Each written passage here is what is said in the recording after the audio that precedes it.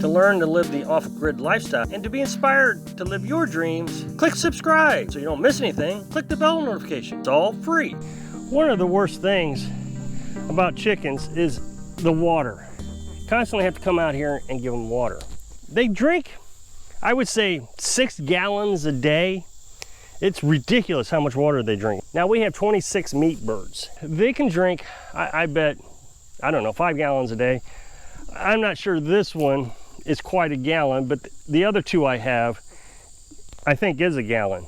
Now originally I was coming down every 6 hours to give them water. I come in 6 in the morning, give them water, at noon, give them water, and then again at 6 p.m.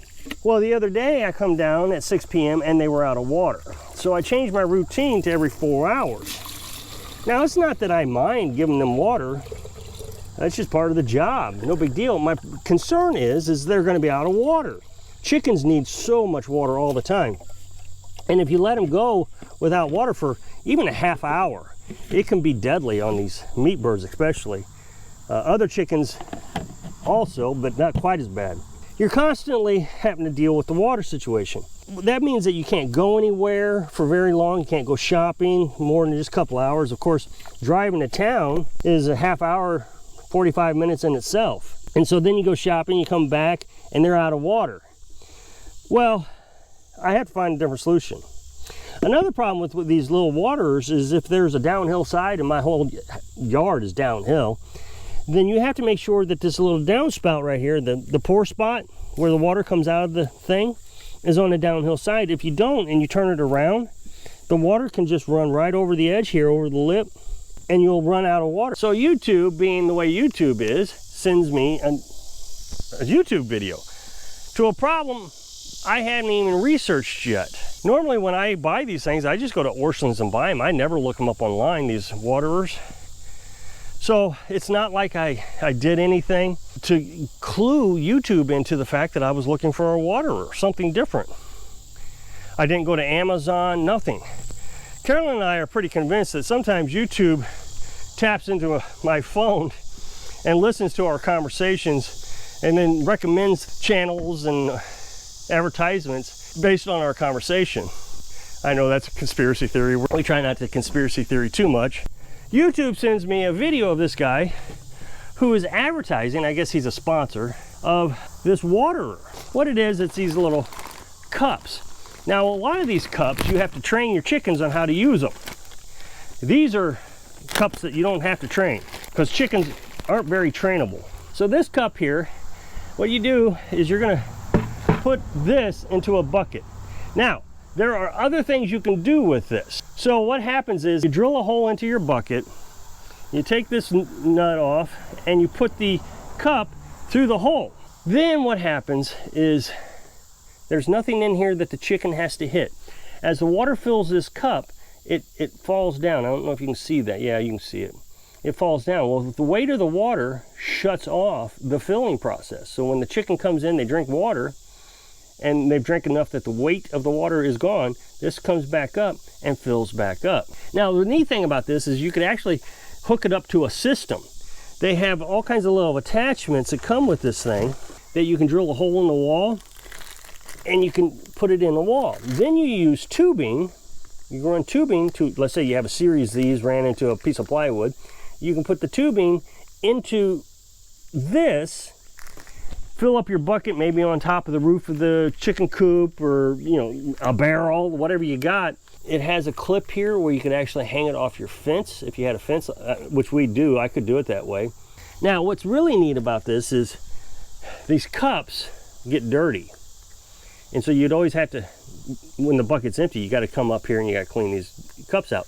Well, this company made it so you can take the cup out and put it back in. So that's the only thing you have to clean.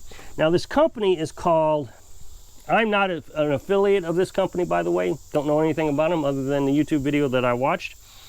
They are called Rent-A-Coop.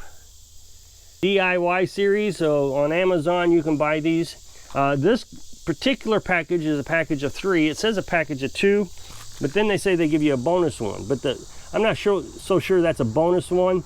They are advertising 3, not 2. So I don't know. These are only $9 for the 3 of them. So I'm putting 6 per bucket, and I'm making 3 buckets. Now I made one yesterday just to make sure it would work so I could make this video to show you how to make it. And it's not hard at all. So all you need is a drill with 2 different drill bits. This one is a 3/8 drill bit, I believe. And so I'm going to take my bucket and I'm going to find a spot where the cup does not fall below the bottom of the bucket, because this, remember, this has to move down. So I measured it out and I was pretty happy right at around 3 inches.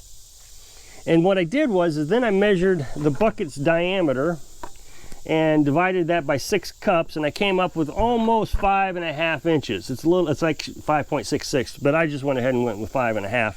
And that way they're all spaced out evenly, right around 3 inches high off the ground. Now, the thing is that since I live on a hill, I had to put this on a brick, the bucket. I had to put it on a brick because this one would lean and still touch the ground because of the hill. Now, the nice thing is even though I'm on the hill, this thing can still lean, whereas down there, I had to make sure that the hole of the feeder was on the downhill side or it all drain out. It doesn't matter on this. So I'm gonna show you how to install this real quick. Okay, so the way I came up with my measurement on my first bucket was I decided this line right here was where I wanted to be. So if I take it, it doesn't hit the floor, you know, the table here. There's plenty of space in it. I can still get my finger in there. Drill a hole through it with my drill. So I'm going to put you inside the bucket.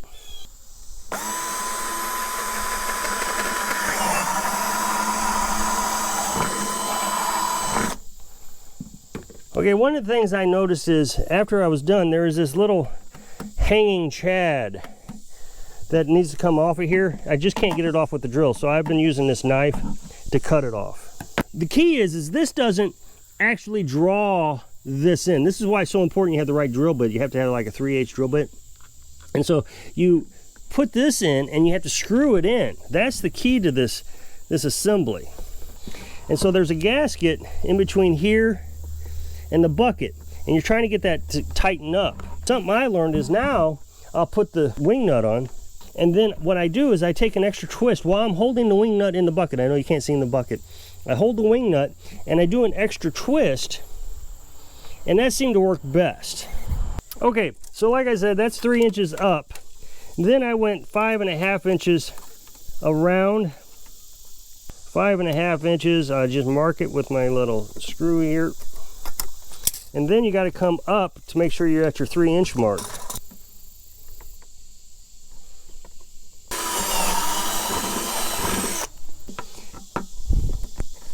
Now, one last thing you want to do is when you get your lid, you're going to want to find the smallest drill bit you can find in your set. And then you're going to put a little hole in the top of the lid here.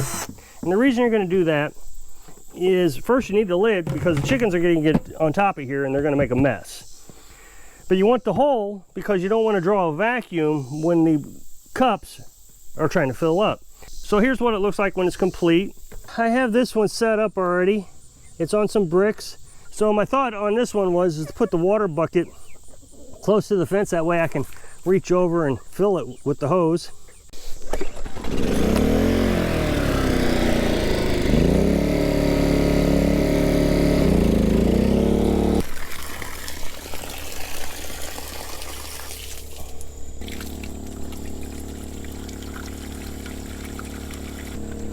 Okay, you should be able to see the cups filling up with water. As soon as it gets full enough, it will shut off. It will drop down and shut off. Now I can simulate that. And so it shuts off when you do that.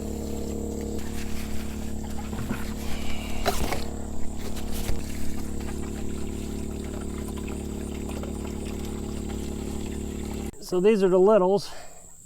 And they're definitely drinking out of it. Nobody is right this minute, but you can see that one there is playing with it.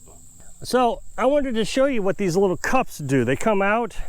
I know it's self-explanatory and you probably see it, but the meat birds here got rained on yesterday. So it's been pretty muddy in here. I gotta give everybody a bath again. But you can see that there's stuff inside the cup. So all you got to do is wiggle this cup out, and it literally just dumps out. Nice and clean. You can wash those cups, set it back in. Now you're going to squirt some water because there's water underneath it.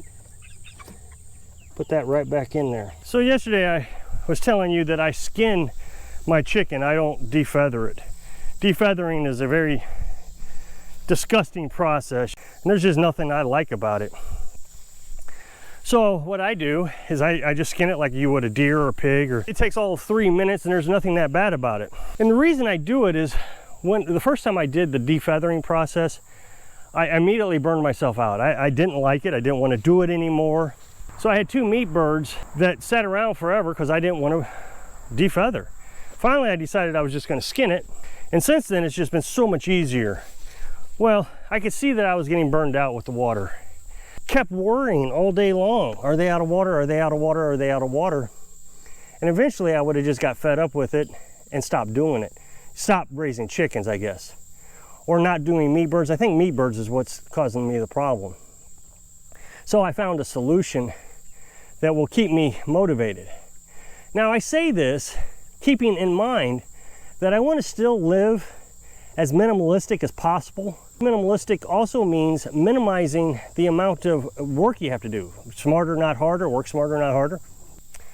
I hope I can inspire you to find ways to minimize your workload. Thanks for watching.